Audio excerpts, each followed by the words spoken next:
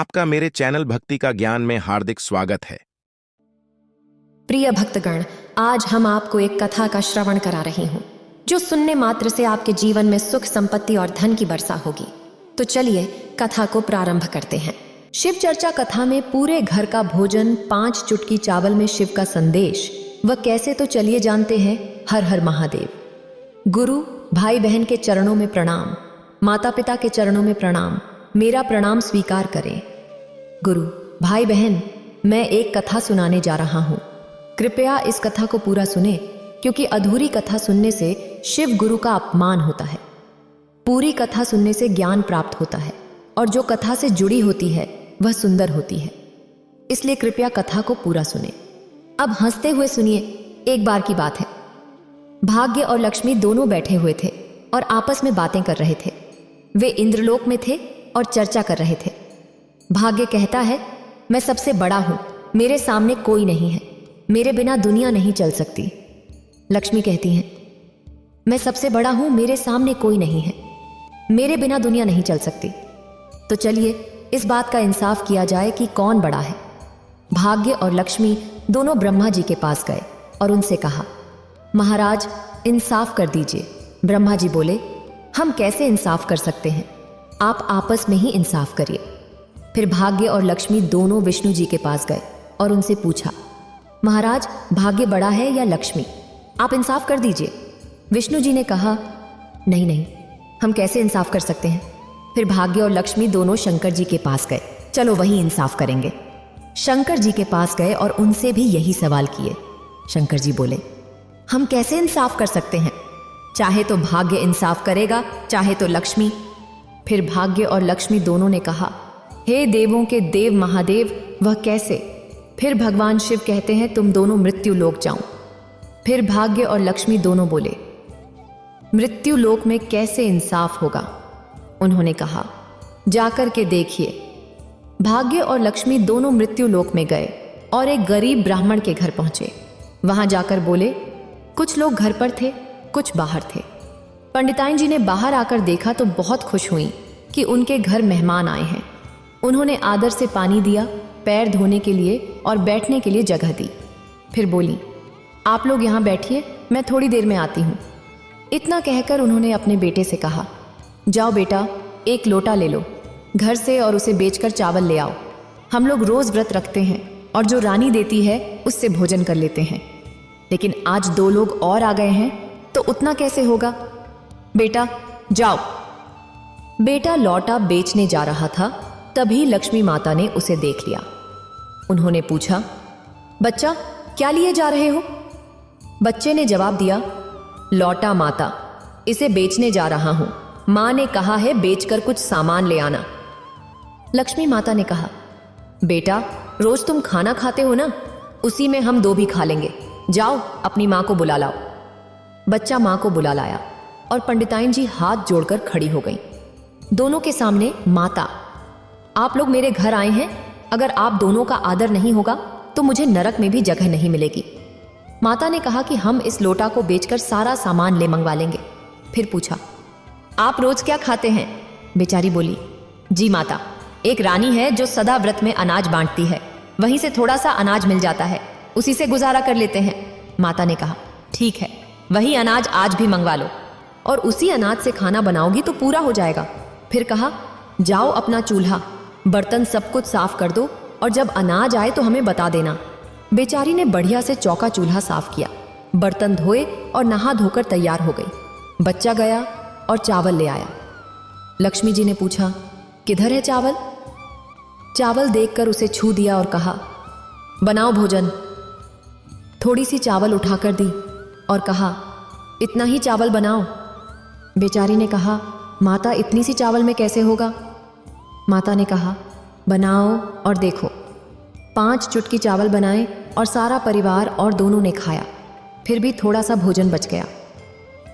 जब भोजन बच गया तो बेचारी ने कहा, हे भगवान, अगर ऐसे ही पुरोहित मेरे घर रोज आते तो कितना अच्छा लगता। आज भोजन भी स्वादिष्ट लगा और 5 चुटकी चावल में पूरा परिवार का खाना हो गया। बहुत खुशी की बात है कि 5 चुटकी चावल में ही सबका भोजन हो गया। फिर सुबह हुई और बेचारी ने अपने बच्चे को फिर से भेजा। लक्ष्मी माता 1 सप्ताह तक यही करती रही। तो शंकर भगवान ने भाग्य और लक्ष्मी से कहा, अच्छा तो ये इंसाफ कराने आए हैं। भाग्य ने कहा, हाँ हम इंसाफ कराने आए हैं। शंकर भगवान ने विष्णु से कहा, तो इंसाफ कराइए ना, हम लोग 1 सप्ताह से बैठे हैं, कुछ तो करवाइए। ब्रह्मा जी ने कहा, इसके नसीब में बहुत धन है, लेकिन कैसे होगा ये हम नहीं जानते। हम सब मिल गए हैं तो ये बेचारा अमीर हो ही जाएगा, कैसे होगा वो नहीं पता। ब्रह्मा जी ने कहा, बेटा जब चावल लेने जाते हो तो बहुत भीड़ रहती है। बोले, हाँ चावल लेने जाना तो ये कहीं छिप जाना देखना रानी खोजती है कि नहीं। बोले, ठीक है छुप जाएंगे। बेचारा गया और दूर में छुप गया। रानी प्रतिदिन 1.25 मन अनाज बांटती थी। वो बांटने लगी, एक आदमी का अनाज बच गया। अब एक आदमी का अनाज बच गया तो रानी ने सोचा, कौन नहीं आया है, जरूर कोई नहीं आया है, उसका अनाज मेरे पास बच गया है। रानी इधर उधर देखने लगी, याद आया एक लड़का आता था, वो आज नहीं आया है। हम 10 वर्ष से अनाज बांट रहे हैं, लेकिन वो प्रतिदिन आता था, आज नहीं आया है। रानी देखने गई कि कहीं चोट तो नहीं लग गई है। दूर जाकर देखा कि वो लड़का छुपा हुआ है।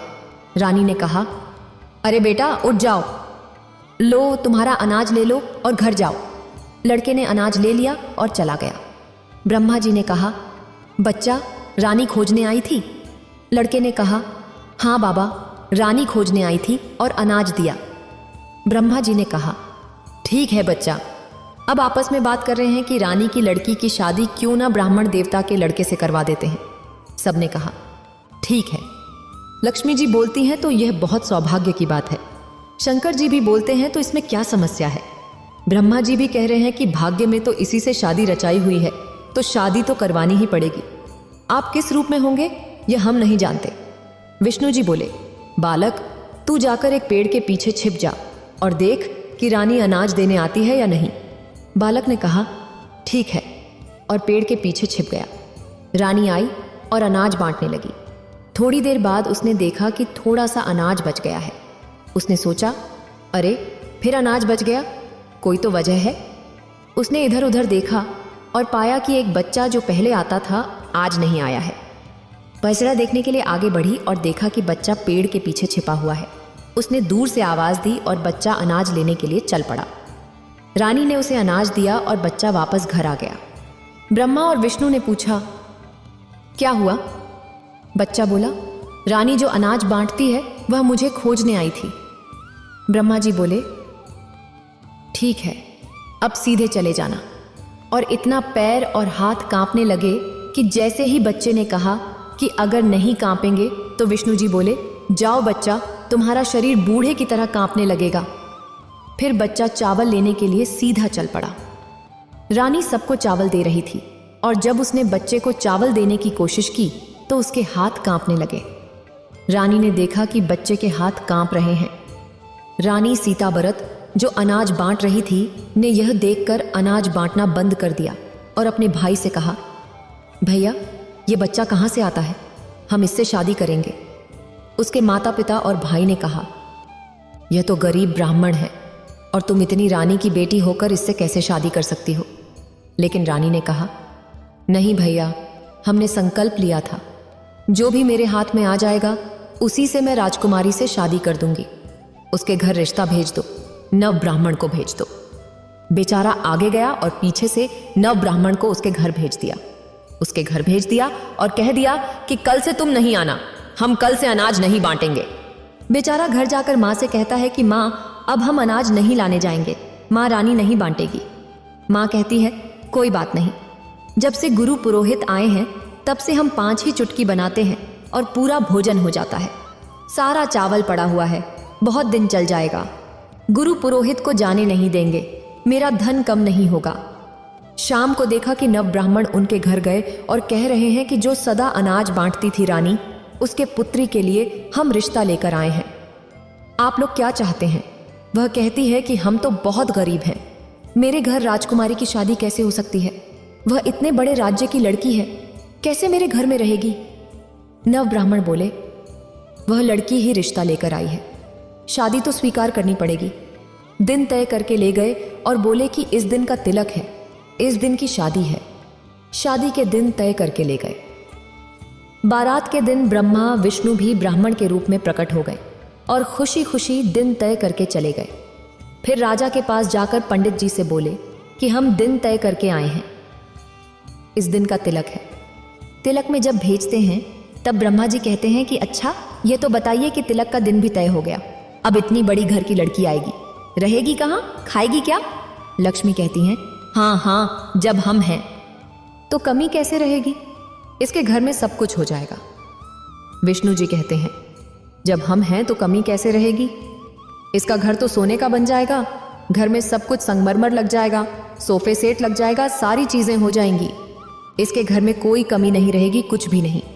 शंकर भगवान कहते हैं जब हम हैं तो कमी कैसे रहेगी, हम हैं तो सब कुछ है, इसके पास कोई कमी नहीं रहेगी। ब्रह्मा जी कहते हैं जब रे भी ताने ताली किए कही, जब हम हैं तो कोई कमी नहीं रहेगी। विष्णु जी ने क्या किया कि विश्वकर्मा जी को बुलाया और उन्होंने 4 कोनों पर 4 ईंटें रख दी। मकान बन गया। लक्ष्मी महारानी ने कहा मकान तो बन गया, लेकिन इसमें आपको सजाना पड़ेगा। लक्ष्मी महारानी ने सबको बुलाया, सभी परियों और देवताओं को बुलाया और सबने घर में सोना, चांदी, गहने, जेवर, बक्से, पेटी, धन दौलत भर दिया। पूरा घर सज धज गया था, किसी चीज की कमी नहीं थी और पंडित जी और उनके बच्चे बहुत खुश थे। सब कुछ हो गया। शंकर भगवान से कह रहे थे कि महाराज, इन्हें कपड़े पहनने के लिए चाहिए। शंकर भगवान ने दया बरसाई और उनके घर में सब कुछ हो गया। आगे चलकर दुकान भी बन गई। पंडित जी के नाम से दुकान हो गई और वहां बहुत सारे लोग बस गए। बाजार जैसा माहौल हो गया, किसी चीज की कमी नहीं थी। सबने मिलकर कृपा की और दया बरसाई। पंडित जी के सब कुछ हो गया। जब तिलक के लिए ब्राह्मण आए तो घर को पहचान नहीं पा रहे थे। कह रहे थे अरे बाप रे बाप, ये कहाँ है, यहाँ तो पंडित जी की झोपड़ी थी। ब्रह्मा जी खड़े होकर पूछते हैं किसे ढूंढ रहे हो? वे बोले यहाँ एक गरीब ब्राह्मण की झोपड़ी थी, अब नहीं दिख रही। ब्रह्मा जी कहते हैं अरे यही है, हम भी एक ब्राह्मण हैं, पंडित जी के बेटे का तिलक है, चलिए हम भी इन्हीं के घर आए हैं। वे उन्हें ले गए और देख रहे थे कि अरे बाप रे बाप, इतना धन है कि पंडित जी का पूरा धन है। पूजा पाठ करवाया और तिलक चढ़ाया। सबने मिलकर खुशी मनाई और खाने का आनंद लिया। खाने के लिए कहा गया तो बोले लक्ष्मी महारानी को खाना चाहिए, उन्हें थाली चाहिए। बताइए, हम सोच रहे थे कि भोजन करके निकल जाते तो अच्छा होता। सुबह हो गई, शाम हो गई, अब तिलक चढ़ गया है और रात हो गई। भोजन के लिए हमें चाहिए, पानी तो कहीं दिख नहीं रहा है। शंकर भगवान ने क्या किया, अपने हाथ को जटा पर फेर दिया और पानी का घड़ा वहां पर रख दिया जहां दोनों ब्राह्मण थे। पानी से हाथ धो लिए और बोले भोजन तो लक्ष्मी महारानी का है। फैलाएं और भोजन के थाल आ गए। भोजन के थाल आ गए, रसोई बनकर आ गई। एक चांदी की थाली और ब्राह्मण जी की सोने की थाली दोनों आ गई और भोजन भी 56 प्रकार का आ गया। दोनों ने खा लिया। अब ब्राह्मण जी कह रहे हैं महाराज, थाली धोकर रख देते हैं, अच्छा रहेगा। ठाकुर जी बोले थाली धोकर रख देंगे तो हमारा नेक जोग क्या मिलेगा, नेक जोग भी तो लेके जाना है।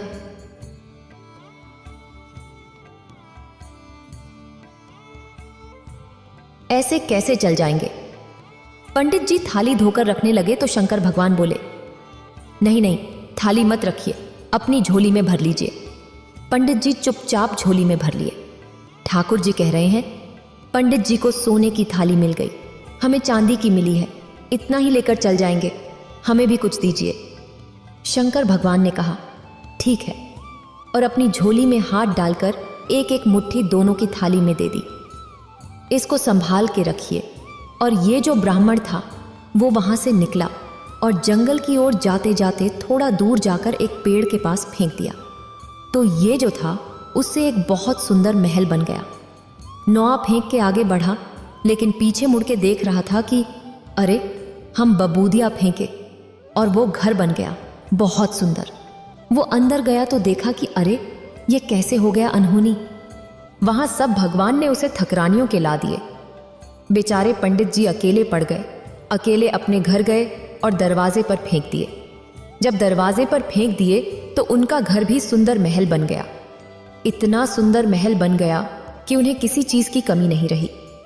पंडित जी और पंडिताइन दोनों बहुत खुश थे। देखिए, आप एक मुट्ठी भभूत लाए और इतना बड़ा मकान बन गया। जाइए ना जहां वो रहते हैं वहां से और भभूत ले आइए। ठाकुर जी क्या किए, वो शंकर भगवान की कुटी के बाहर झोली टांग दिए थे। ठाकुर जी गए और 2 मुट्ठी भभूत झोली से चुरा लिए और लाके अपने दरवाजे पर फेंक दिए।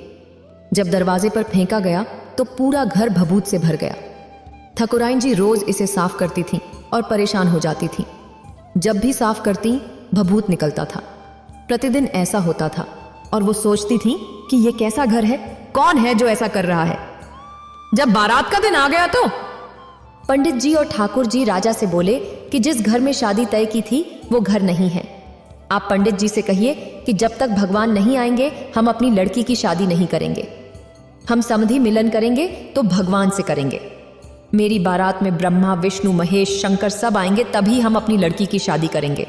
भाग्य लक्ष्मी भी आएंगी तब। 5 देवता आए और बोले कि हाँ भगवान आएंगे, बारात में टेंशन मत लीजिए, जाइए शादी की तैयारी कीजिए, भगवान ही बारात में जाएंगे। जब बारात सजने लगी तो दूल्हे को बैठा लिया और शंकर भगवान और विष्णु जी ने कंधा लगा लिया। डोली के बाकी हिस्से को ब्रह्मा जी ने संभाला और लक्ष्मी जी भी साथ चल दी। 5 देवता मिलकर चल दिए और दूल्हा बैठ गया। लक्ष्मी महारानी ने सोने की पालकी बनाई और लड़की के लिए सारे जेवर, गहने, कपड़े सब कुछ वहां पर लगा दिए और बारात चल पड़ी।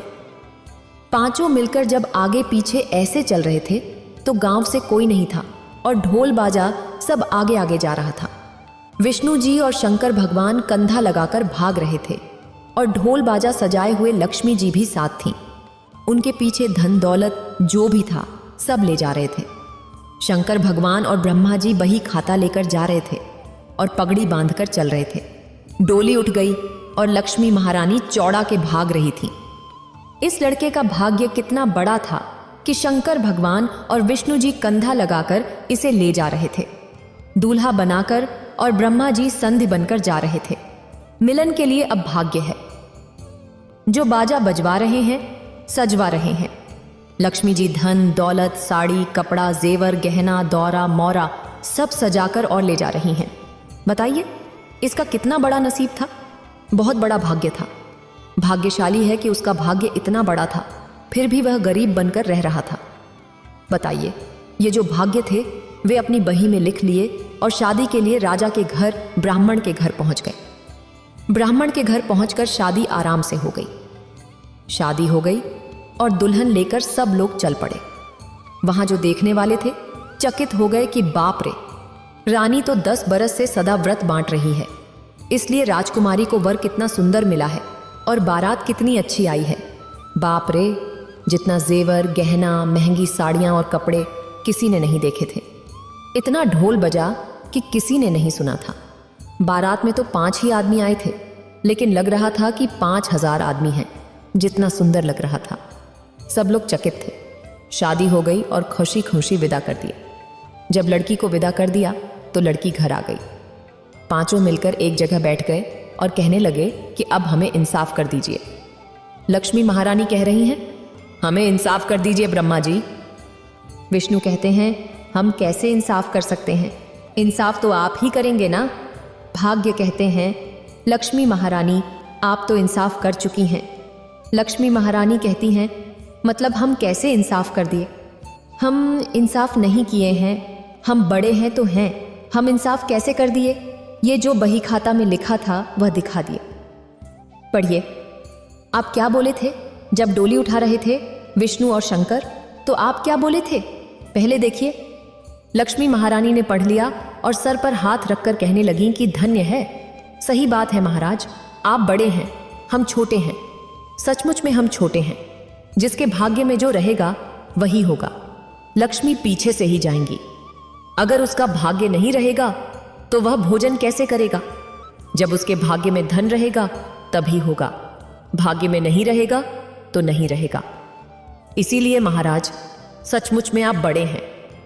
ऐसा कहकर सबने भोजन किया और भोजन करके खुश हो गए और उस ब्राह्मण से बोले कि हम अब अपने नगर लौट रहे हैं, हमने आपके बेटे की शादी करवा दी है और अब हम जा रहे हैं।